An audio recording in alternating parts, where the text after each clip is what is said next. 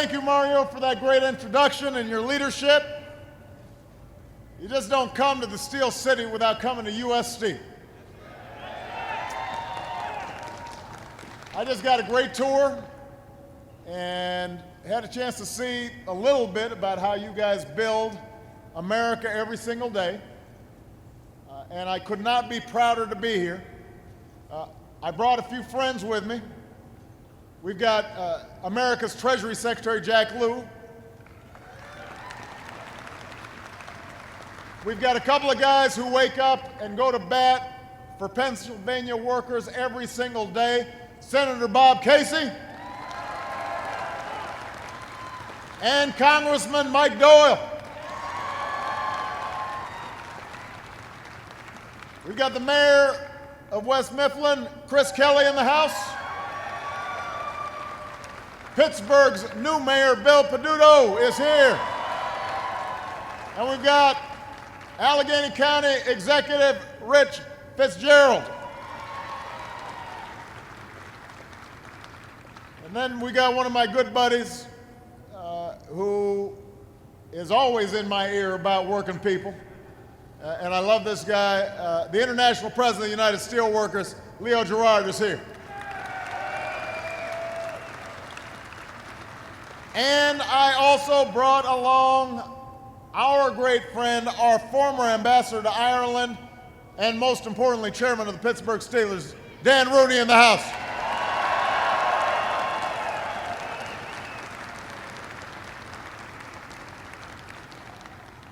Now, most of all, it's great to be here with the men and women of U.S. Steel. This company helped build America. And over 100 years later, you're still at it. You forge the pipes that transport cleaner burning natural gas. You manufacture the lightweight alloys that our automakers use to build fuel-efficient cars. You're part of one of the great turnaround stories of this economic recovery, the rebound of the American steel industry. And look, just every time I go to a steel plant, I remember being a steel worker is hard work. But every single one of you is doing your part to make the country stronger. And because of your efforts, businesses like U.S. Steel have now created 8 million new jobs over the past 4 years. 9,000 new jobs in the steel industry alone. Our unemployment rate is the lowest it's been in more than 5 years. Our deficits have been cut in half. Housing is rebounding. Manufacturing is adding jobs, not shrinking jobs, for the first time since the 1990s. We sell more of what we make here in America to other parts of the world than ever before. Business leaders are starting to realize that China's no longer the best place to invest and create jobs. America is, the US of A.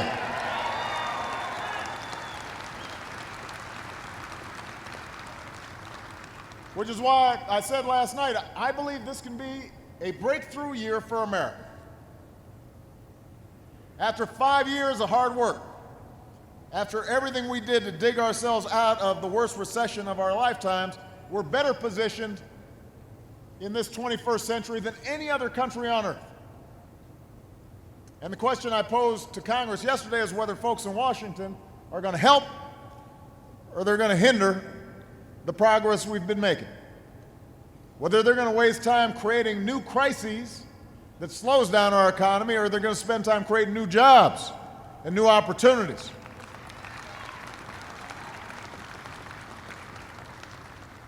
And I don't know what their plans are, but I choose a year of action. Because too many Americans are working harder than ever just to get by, let alone get ahead. They still have the scars of the recession. But the truth is, the middle class has been taking it on the chin since way before the financial crisis hit.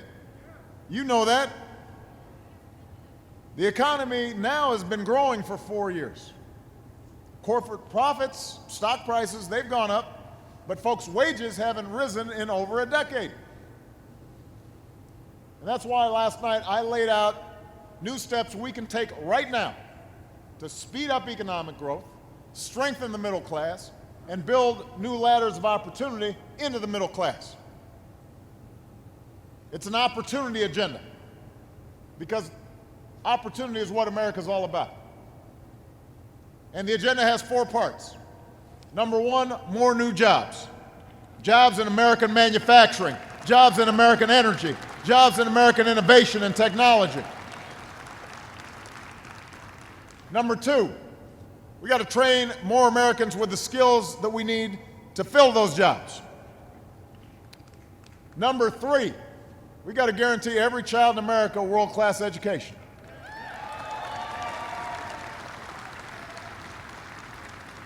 And number 4, we got to make sure hard work pays off. Now, some of these ideas that I presented last night are going to require Congress to pass legislation. But America doesn't stand still. U.S. Steel hasn't stood still. I'm not going to stand still. So wherever I can take steps to expand opportunity for more families, regardless of what Congress does, that's what I'm going to do. Because I am determined to work with all of you and citizens all across this country on the defining project of our generation, and that is to restore opportunity for every single person who's willing to work hard and take responsibility in this country.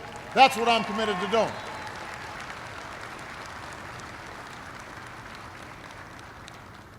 Now, I've come to U.S. Steel today because I want to talk about the 4th part of that opportunity agenda, making hard work pay off for every single American. Making sure jobs pay good wages, making sure affordable health care is there when you need it, making sure that after a lifetime of hard work, you can retire with some dignity. Today, women make up about half our workforce, but they still make 77 cents for every dollar a man makes. As I said last night, that's wrong. In 2014, it is an embarrassment. Women deserve equal pay for equal work. They deserve to be able to have a baby without sacrificing a job. Moms and dads deserve to be able to take a day off for a sick kid or a sick parent. We've got to get rid of some of these workplace policies that belong back in the 50s. Back in a Mad Men episode, I said. We got to give every woman the opportunity she deserves, because when women succeed, America succeeds. And I'm really proud that there's a woman who is heading up this plant and doing some amazing work, so I was really glad to see that. But women hold the majority of lower wage jobs. And they're not the only ones who've been stifled by stagnant wages. The truth is, wages and incomes for the average working American haven't gone up. Even though the economy is more productive, even though it's grown over the last 2 decades, the average person's salary, what they're taking home, their paycheck, it hasn't really grown. Now, Americans understand, we all understand, some people are going to earn more money than others. And we don't envy anybody who achieves success through their hard work. That's what we want for our kids. You know, Michelle and I were talking. Michelle's dad was a blue-collar worker. Worked at a water filtration plant in Chicago. Her mom was a secretary. My mom was a single mom. When we were growing up, we weren't worrying about what rich people were doing.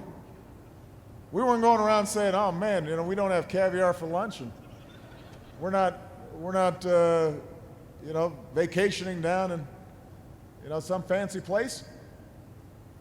We don't begrudge success of other folks, but we did expect, and I think most Americans still expect, that if you work hard, you should be able to make it. You don't have to make it the way some folks make it, but everybody should have enough to feel some security. And Americans overwhelmingly agree that nobody who works full-time should ever have to raise a family in poverty. If you're doing your responsibilities and working hard, you should be able to pay the rent, buy food, look after your family. Now today, the federal minimum wage doesn't go as far as it did even in the 1950s. And that's why some states and cities are raising their minimum wages on their own. And I support their efforts. And as I mentioned last night, as chief executive, I'm going to lead by example. In the coming weeks, I'm issuing an executive order requiring federal contractors, folks doing business with the federal government, pay your federally funded employees a fair wage of at least $10.10 an hour, because if you cook our troops' meals or you wash their dishes, you shouldn't have to live in poverty.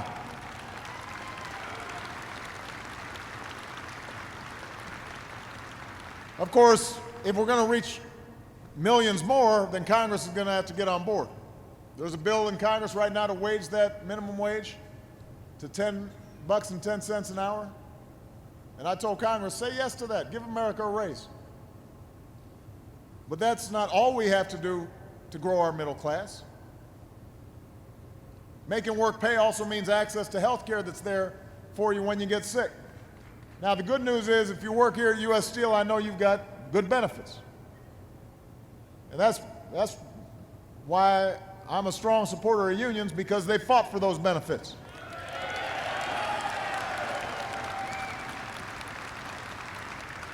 But as everybody here knows, and I'll bet you've got friends and family who haven't been so lucky and don't have those benefits. And what the Affordable Care Act means is that no one can ever again be dropped or denied coverage for a pre-existing condition like asthma or cancer. You can't be charged more if you're a woman. You can't be charged more just because forging steel might hurt your back, make it hurt sometimes. And if you don't have health insurance on the job, you can actually get affordable health insurance. So the days when folks are just on their own, out of luck, those days are over. More Americans are signing up for new private health insurance plans every day. We're signing folks up for Medicaid. And if you know somebody who isn't covered, call them up, sit them down, help them get covered at healthcare.gov by March 31st. We are going to get all of America covered. That's one of my commitments.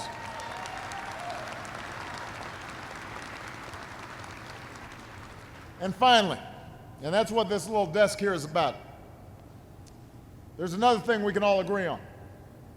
If you've worked hard all your life, you deserve a secure retirement. You know, some of the folks I met, before I came here on the tour, some of these folks have been on the job, 15 years, 20 years. I think your roller has been on the job 38 years. Let me tell you something. If you work 38 years, at the end of it, you should feel like you're going to retire with some security. And a retirement used to be a three-legged stool. You used to have a pension, then you had your Social Security, then you had your own private savings, right? And you put that all together and you could retire. But today, most workers don't have a pension in America.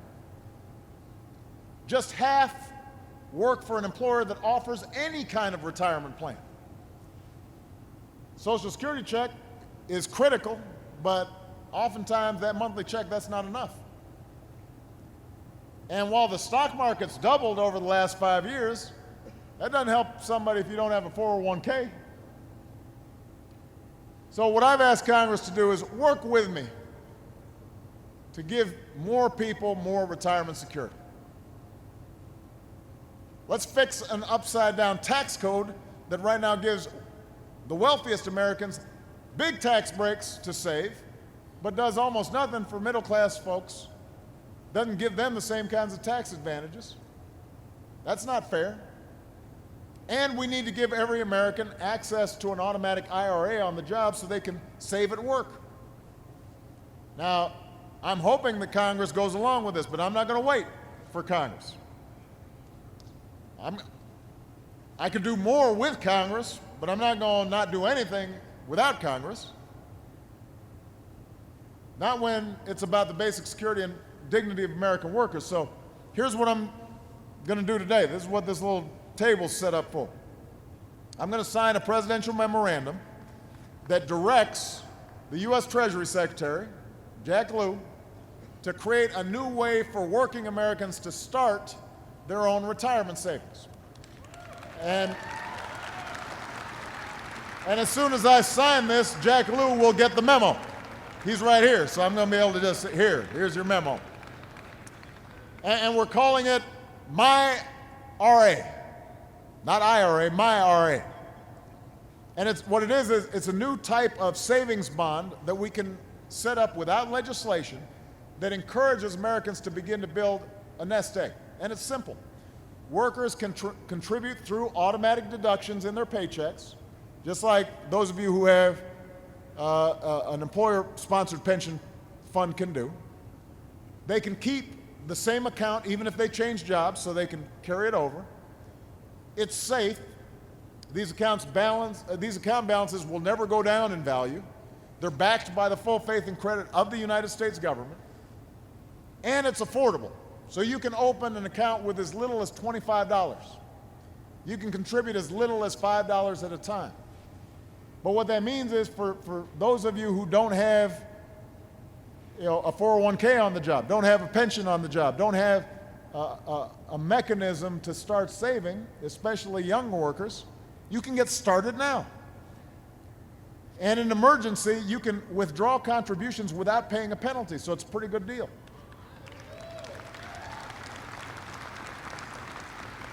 And what I'm hoping is that working Americans will take a look, because I want more people to have the chance to save for retirement through their hard work. And this is just one step that we can take to help more people do that. So this is the opportunity agenda that's going to help restore some sense of economic security in this 21st century economy. We want jobs that are more plentiful. We want skills that keep you employable. We want savings that are portable. We want health care that's yours and it's not going to be canceled when you really need it. We want every American who works hard and takes responsibility to retire with dignity after decades of honest work. These are real, practical, achievable solutions to help shift the odds back a little bit in favor of more working and middle-class Americans. So if they work hard, they can get ahead, and they can leave something for the next generation. And that's something that U.S. Steel knows a little bit about. For over 100 years, people throughout the Mon Valley and across this country have been punching in at plants just like this one. You've been keeping the furnaces blasting, keeping the cold mill rolling, carrying on the tradition of hard work and determination. We've got 2-3 generation steel workers at this plant right here. And I know for a lot of you, this is more than a job. This is a team. This is a family that you're proud to be a part of. Now, Robin Burke is with me today. Decades ago, her granddad worked for Union Switch and Signal in Pittsburgh, making parts for railroads. Her dad worked for U.S. Steel for over 30 years, rising to plant manager. Robin's been a safety manager here for 23 years, and I want to share something Robin said. She said, when I was growing up, I would think about what my grandfather and father did for a living, and I always thought my brother would be the one who got to work here. But it ended up being me. Women before me maybe didn't have that opportunity. Now, Robin's dad, Bernard, who just passed away a little more than a year ago, he was full of pride for this company. He used to say, when we bleed blue, the color of U.S. Steel. So that pride has run across generation. That's the pride that built this company. And that's the pride that built America. That's the spirit we all need today. That's the resilience, the grit, the determination, and the optimism that keeps the American dream alive, not just for this generation, but for future generations to come. That's what I'm going to be fighting for this year, just like I was for the last 5 years and for the next 3 years. And I expect all of you to join me in making sure that we deliver that promise to the next generation. And now I'm going to sign this bill. Thank you. God bless you. God bless the United States of America.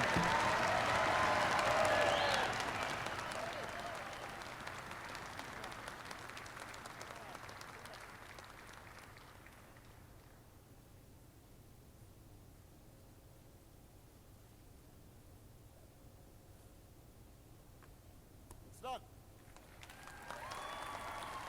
I'm going to give it to Jack right now. Here's Jack Lou. I'm going to give it to him. We're going to get it started.